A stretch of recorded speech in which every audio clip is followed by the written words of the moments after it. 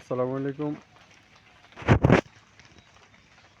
আপনারা যারা শীতকে সত্যিকারভাবে উপভোগ করতে চান, তারা কিন্তু খাতা কম্বল বা লেপ এর নিচে শুয়ে থেকে শীতকে উপভোগ করা যাবে না এবং এটা উপভোগ করার বিষয়ও না।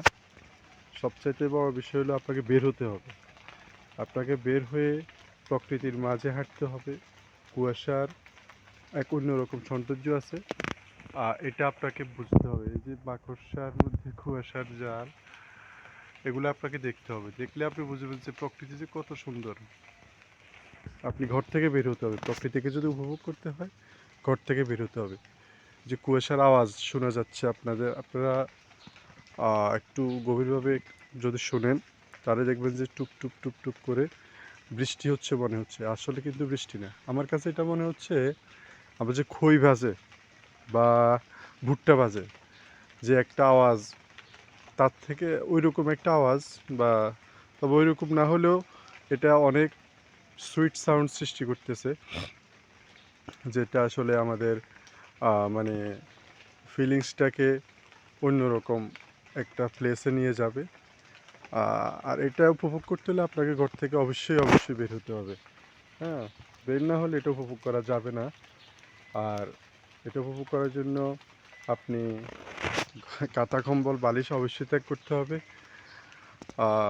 এই যারা প্রকৃতিকে অনেক ভালোবাসেন, যারা প্রকৃতিকে উপভোগ করতে চান, যারা প্রকৃতির মাঝে নিজেকে হারিয়ে নিতে চান, এবং শিশিরের যে একটা সুইট সাউন্ড আছে, হ্যাঁ, এটা আপনাকে এটা আপনাকে যদি এটা যদি আপনি উপভোগ করতে চান, অবশ্যই আপনাকে ঘর থেকে বের হতে হবে।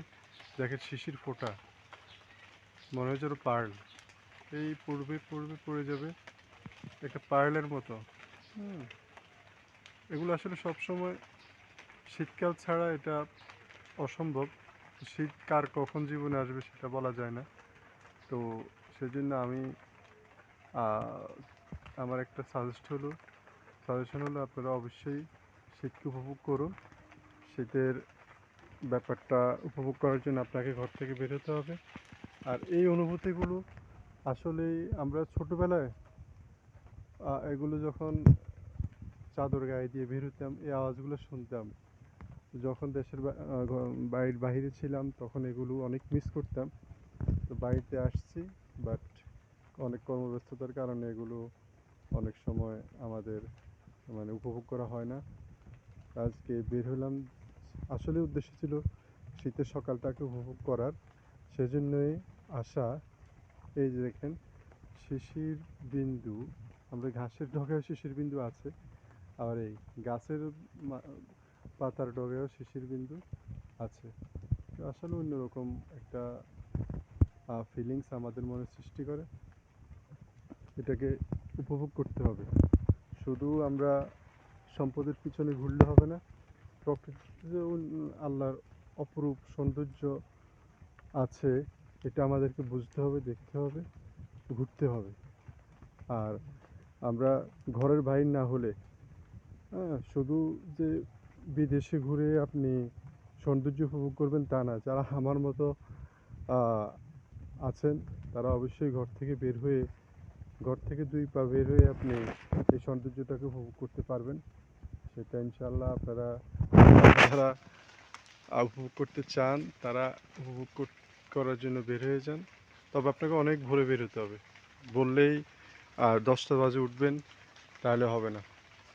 আমি এই জন্যই ভিডিওটা করে রাখলাম, আপনাদেরকে ইন্সপিরেশন দেওয়ার জন্য, প্রাকৃতিক সৌন্দর্যগুলো আপনাদেরকে দেখানোর জন্য, আর এই শীত উপভোগ করার জন্য। তো সবাই ভালো থাকবেন। আসসালামু আলাইকুম।